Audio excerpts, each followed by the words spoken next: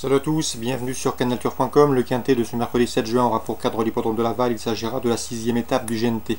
Nous avons au départ des trotteurs de qualité, à commencer par mon favori numéro 16, Bugsy Malone. Un cheval très dur à l'effort, capable de lancer la course de très loin. Certes, il reste sur 3 disqualifications, mais il a prouvé qu'il avait la pointure d'un lot comme celui-ci. Sachez également qu'il est invaincu en 2 courses courues sur l'hippodrome lavallois et qu'il affiche un chrono d'une 12-3 sur le parcours qui nous intéresse, soit le meilleur chrono du peloton sur ce tracé, le 16 Bugsy Malone. Il lui faudra toutefois batailler ferme avec le 4 Baladin Hongrois. Le cheval affiche déjà 19 podiums, dont 10 victoires en 27 courses courues, preuve de ses qualités. Sachez également qu'il vient de s'imposer de bout en bout avec autorité sur les ponts de Paris-Vincennes et qu'il a déjà gagné sur ce parcours. C'est un choix prioritaire. Attention également au numéro 6. Dans cette épreuve, c'est Baxter Duclos. Il a participé à 3 quintets. Il les a remportés tous les 3. Sachez également que le cheval est déféré des 4 pieds, confié à Jean-Michel Bazir. Et dans ce lot, je le pense capable lui aussi de jouer les premiers rôles. 16, 4 et 6 DB de tout premier plan. Attention également au numéro 10, Begum Fromentro. C'est vrai qu'elle affiche 2 succès de groupe 2 au trop monté, mais elle a également des références à faire valoir au sulky. Elle y compte d'ailleurs 8 victoires à l'attelé. Dans ce lot, je la pense capable de terminer dans le quintet. Au même titre que le numéro 8, Arthur Boy, qui n'a lui pas passé le poteau en tête depuis l'été dernier, mais il est régulier, il collectionne les bons résultats en pareille société. En outre, il s'est produit 5 fois sur ce parcours lavallois et a déjà pris 3 podiums.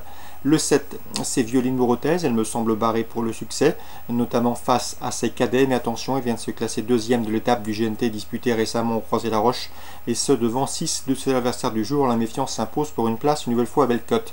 Le 18, Virtus du Mazza, vient de s'imposer à plus de 130 contre 1 à Vincennes dans le prix du Gâtinais, épreuve de groupe 3. Le plus dur reste à faire, confirmé, mais malgré son rendement de distance, il sera imprudent de l'écarter. Ensuite, je retiendrai le numéro 2, Cœur Baroque.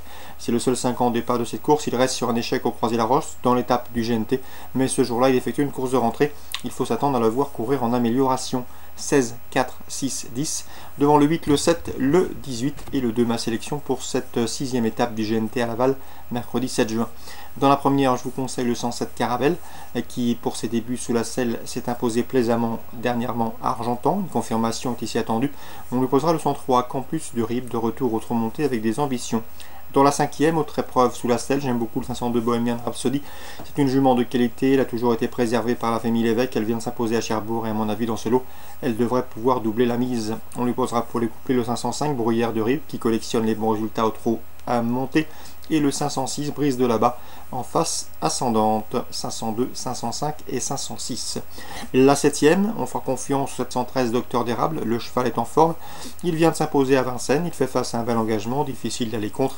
Attention également au 704 Divine Aventure qui pour ses débuts a déféré les 4 pieds, s'est imposé avec de la marge dernièrement au Croisé-la-Roche. 713 et 704. Dans la 9e, nous avons départ un certain Balou de Mai, le 902. Pour lui, c'est 11 courses courues et déjà 10 victoires. Il vient de s'imposer pour sa rentrée après plusieurs mois d'absence à Amiens et s'annonce une nouvelle fois comme un sérieux prétendant au succès. On lui associera le 910 Behind United qui vise une 3e victoire consécutive et le 909 Bettina de Tillard à racheter impérativement. Course ciblée pour Laval, la première 7 et 3, la 5e 2, 5, 6, la 7e le 13 et le 4, la 9e le 2, le 10, le 9. La teste en réunion 3, dans la première j'aime beaucoup le sang de Munira. Elle n'a jamais passé le poteau en tête mais elle collectionne les bons résultats depuis ses débuts. Le lot est dans ses cordes, l'occasion lui est ici donnée d'ouvrir son palmarès. L'opposition le 101 l'AIM qui reste sur un succès à Bordeaux. Dans la 2e, attention au 204 Élégante Béret, c'est vrai qu'elle effectue une rentrée, mais si on regarde ses performances, il y a du bon, et notamment une place obtenue derrière le bon Bramto l'été dernier à Deauville. Ce jour-là, elle terminait tout près du récent vainqueur de la poule d'essai du Jockey Club. Donc dès cette course de rentrée, ce 204 Élégante Béret mérite une note de méfiance.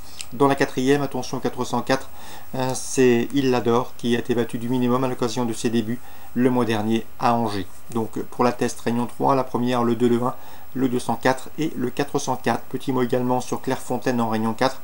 J'aurai un coup de cœur, le 701 Use and Best qui vise une 3e victoire consécutive. Le lot semble dans ses cordes dans cette épreuve réservée aux cavalières et à mon avis ce 701 constitue une base de jeu tout indiquée.